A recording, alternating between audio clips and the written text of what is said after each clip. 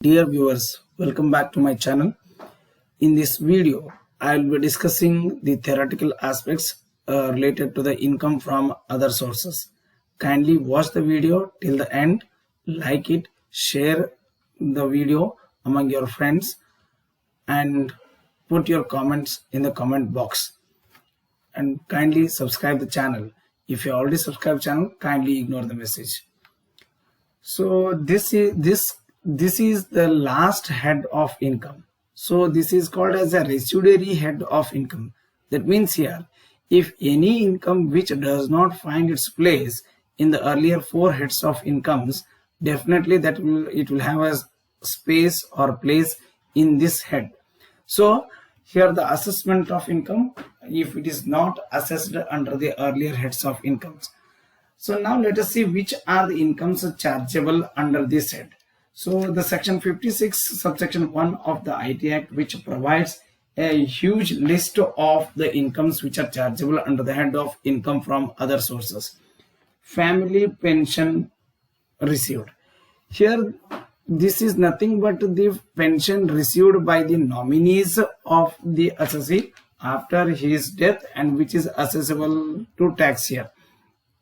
Such a family pension is exempted to the extent of 1/3 of the family pension received, or maximum of rupees 15,000, whichever is less.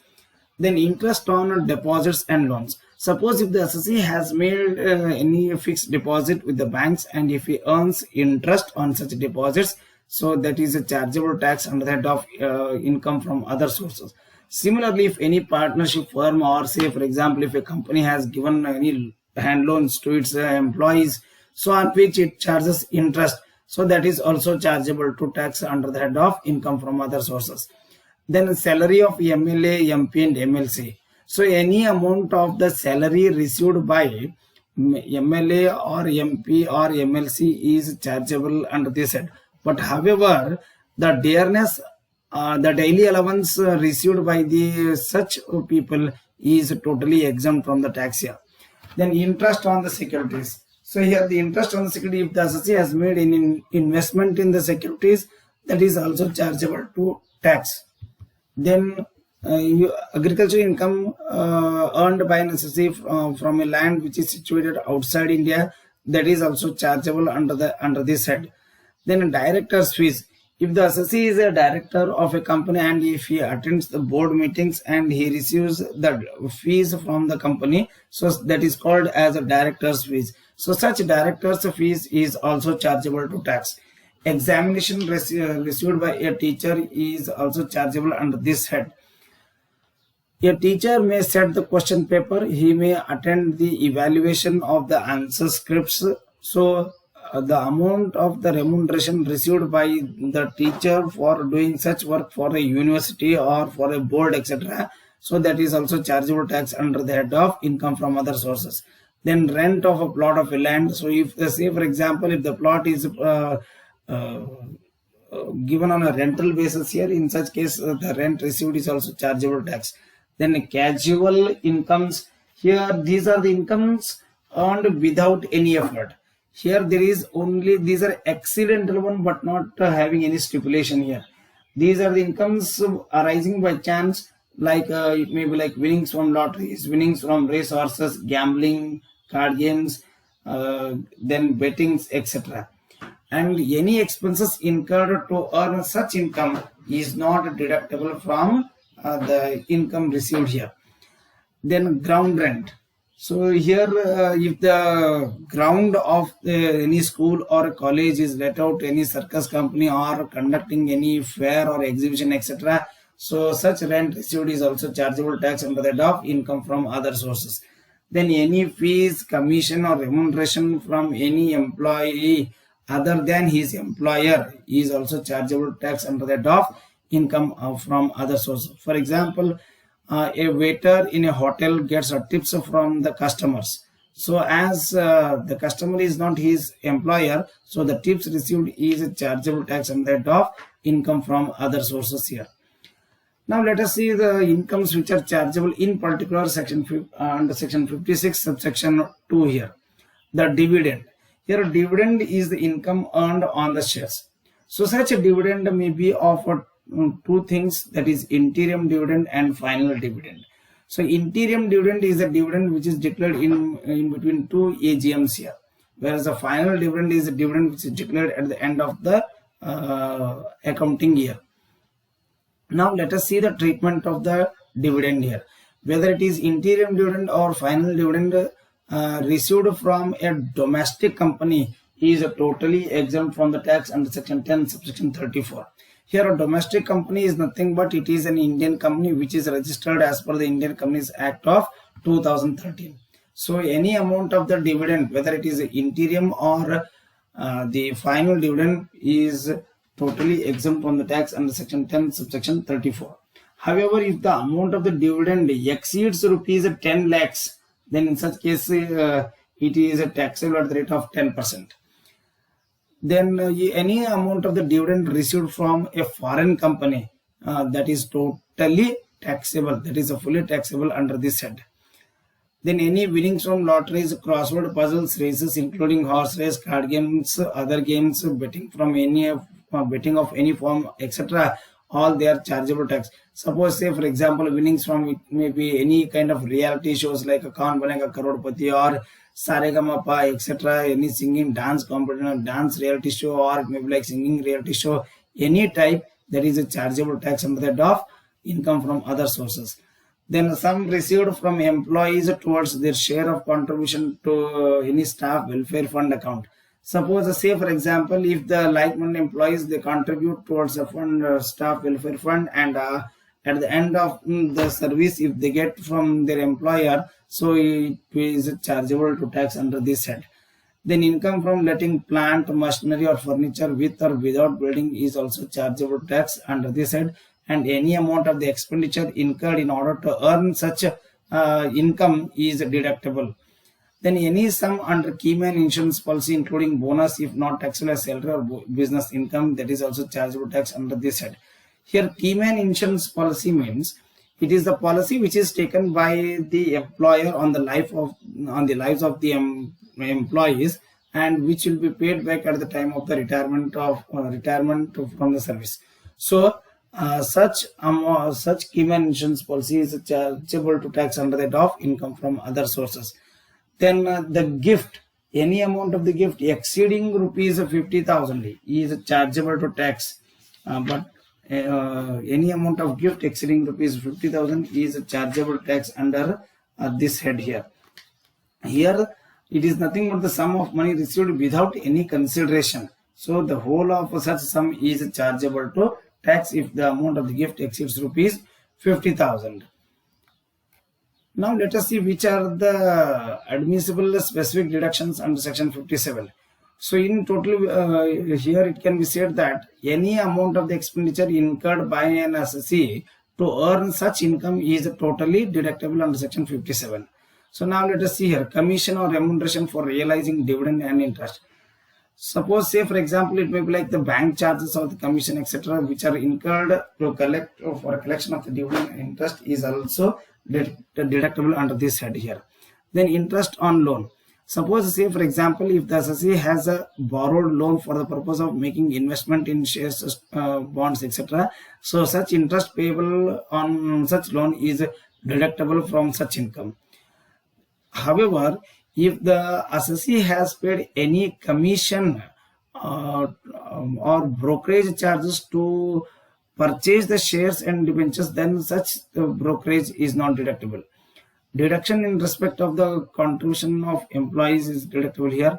Then other deductible expenses under section 57, like it may be like in case of income from sublet of the house, say for example it may be the rent or it may be the say insurance etc., all they are deductible under section 57 here. So the expenditure must be wholly and exclusively incurred for the purpose of earning the income by the assessee. They are deductible under section 57 here. Now let us see here the TDS here. Here first let's understand what is this TDS here.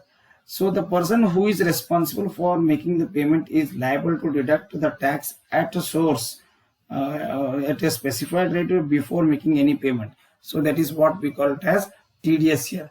So the amount of the TDS deducted is the part of the income of the assessee, and therefore it should be added back to the net income. So now let us see here. The table provides what is the rate of the TDS. Say for example, if it is a payment of interest on securities dividend, so no minimum limit set to the commission, so rate of TDS is 10%. If the payment of interest from a banking company, then if the such interest exceeds rupees 10,000, rate of TDS is 10%. In case of senior citizen, if the amount exceeds rupees 50,000, then the rate of TDS is 10%. If the payment of interest from other than a banking company, if the interest exceeds rupees 5,000, rate of TDS is 10%. In case of winnings from lotteries, crossword puzzles, card games, or any other type of game, if the amount exceeds rupees 10,000, then 30% will be deducted here. Then in case of winnings from the horse race, the amount is rupees, if the amount exceeds rupees 10,000, rate of TDS is 30%. Now let's see meaning of securities and its types here. So because the interest earned on securities is chargeable to tax here, and we need to ascertain whether the assessee has received net income, etc. here. So what is debt here, or what is security here? Any document acknowledging the debt due from a person or taken by the government or some authority or general authority is called as securities here. So in other words, to say, it is nothing but the debt due to a person on which interest is payable. Then such securities are classified into 4 categories. That is a tax-free government securities, less tax government securities, tax-free commercial securities, less tax commercial securities. Here tax-free government securities, now they are not issued by the government here. The government has stopped issuing such kind of securities here. So any amount of the interest earned on securities is totally exempt from the tax under section 10 subsection 15. The less tax government securities, these are the securities which are issued by the central and or the state government, and no TDS will be made. So there is no need of crossing up of income of such securities. Tax-free commercial securities, here these are the securities which are issued by the local authorities or the statutory corporation or the companies in the form of debentures and bonds, and the grossing up is compulsory. So in the problem, whether you have given the net interest received on the tax-free commercial securities or the rate of interest is given, compulsorily grossing up is made. So whenever you find the word tax-free in the problem, it is to be compulsorily grossed up. Then less tax commercial securities, these are the securities issued by companies and the local authorities where interest is paid to the assessee after deducting the tax at source. So grossing up is required only when the net interest received is given. Suppose if in the problem it is given that the assessee has made so much of investment in the less tax commercial securities at the rate of a certain rate here, then in such case, when the rate of interest on investment is given, that is not to be grossed up. If the net interest received is given, it should be grossed up here. So now let's see what is the meaning of the grossing up here then. Here grossing up is nothing but it is the ascertainment of the gross income on the basis of net income received when the TDS is made. As already told here, TDS is the part of the income. So when which is deducted at the source here, it must be added back to the net income, so that we are going to arrive at the gross income. The very purpose of grossing up is to ascertain the gross income on which the tax is levied here. So now let us see the formula for grossing up. So how to find out the grossing up? So net interest multiplied by 100 divided by the 100 minus TDS rate. Suppose say for example, if it is a securities here, the rate of TDS is 10%. So net interest into 100 divided by 90 here. Suppose if it is the income from winnings from lotteries or the crossword puzzles or the horse race, etc. In such case, the rate of TDS is 30%. So net interest multiplied by 100 divided by 100 minus 30, that is 70 in that case. So now the bond washing transactions here. Here these are the transactions in connection with the selling of the securities by the holder to their relatives or some of their friends before the due date of the interest. Normally the interest is paid twice in a year. and buy them back a few days later after the expiry of the due date. This is mainly carried out in order to avoid the tax, which is not accepted. I mean to say, this is a tax avoidance here, so which is an illegal practice here. Thank you for watching this video.